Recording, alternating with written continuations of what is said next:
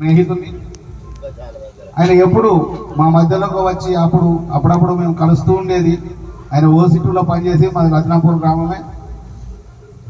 చాలా మంచివాడు, సౌమ్యుడు. ఆయనకు ఎలాంటి మనస్పార్థాలు కానీ ఎలాంటి ఇబ్బందులు కానీ లేకుండేది. కానీ ఆ భగవంతుడు ఆ ఓర్వలేకనే ఈరోజు మన మధ్యలో ఉంచలేకపోయాడు. ఆయనకు కనీసం ఒక 20-30 ఏళ్ళు బతికే అటువంటి ఎలాంటి అలవాటు లేకుండా ఆ భగవంతుడు మరి హైదరాబాద్ తీసుకుపోయి అటే తీసుకుపోయాడు. కానీ ఇది బాగా బాధాకరమైన విషయం. దీన్ని స్మరించుకుంటూ మీ ముందు మీ తాళ్ళపల్లి నారాయణ ఒక చిన్న పాట.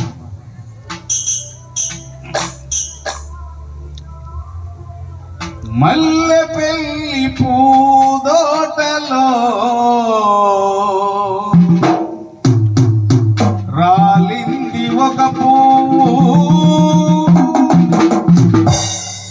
మా మల్లెపల్లి రాజయ్య మనల విడిసి వెళ్ళిండు. మల్లెపల్లి పూదోటలో రాలింది ఒక పువ్వు, మల్లెపల్లి పూదోటలో రాలింది ఒక పువ్వు, మల్లెపల్లి పూదోటలో రాలింది ఒక పువ్వు, మల్లెపల్లి పూదోటలో రాలింది ఒక పువ్వు. మల్లెపల్లి రాజయ్య, మల్లెపల్లి రాజయ్య, మల్లెపల్లి రాజయ్య, మల్లెపల్లి రాజయ్య మనల విడిసి వెళ్ళిండు. మల్లెపల్లి పూదోటలో రాలింది ఒక పువ్వు, పూదోటలో రాలింది ఒక పువ్వు.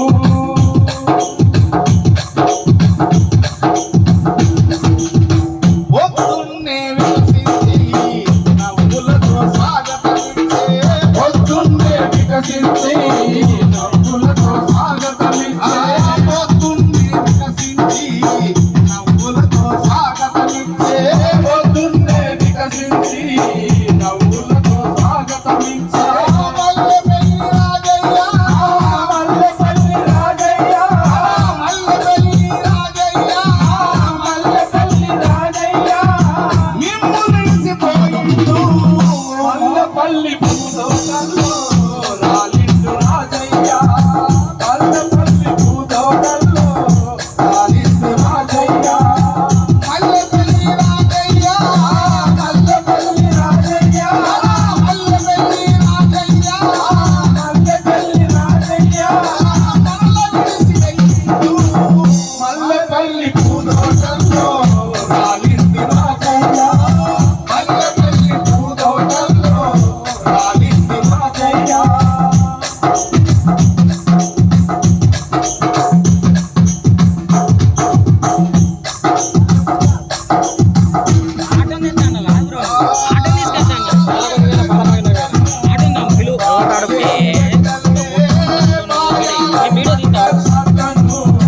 బాధలేమి పెట్టలే ఉన్న 60 ఏళ్లలో, ఉన్న 60 ఏళ్లలో, ఉన్న 60 ఏళ్లలో, ఉన్న 60 ఏళ్లలో కలిసి మెలిసి బతికిండు. మల్లెపల్లి పూదోటలో రాలిండు రాజయ్య, మల్లెపల్లి పూదోటలో రాలింది ఒక పువ్వు, మల్లెపల్లి రాజయ్య, మల్లెపల్లి రాజయ్య, మల్లెపల్లి రాజయ్య, మల్లెపల్లి రాజయ్య మనల విడిసి వెళ్ళిండు. మల్లెపల్లి పూదోటలో రాలింది ఒక పువ్వు, మల్లెపల్లి పూదోటలో రాలింది ఒక పువ్వు.